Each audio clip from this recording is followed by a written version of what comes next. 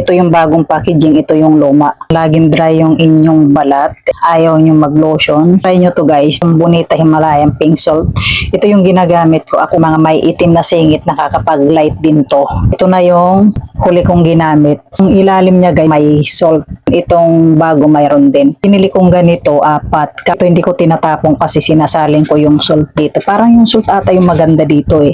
Nakakapag-light siya ng skin. Alam nyo guys, yung mga kamot ko from sa panganganak, ang napansin ko lang since nang nilagyan ko ay nag-lights. Ang months na rin ako nito gumagamit. Pero kapag gumamit kayo nito guys, kailangan continuous nyo. Hindi porket ginamit nyo ngayon, bukas maputi na kayo, makinis na kayo. Hindi. Kailangan continuous nyo yung paggamit. Piklat ko ng mga maiitim. Napansin ko, nagla-lights. Gusto ko dito guys, kapag nag-sit na to sa balat natin, hindi siya malagkit. Unang lagay natin, syempre, iisipin natin na ay pangit kasi nga, syempre oil, diba?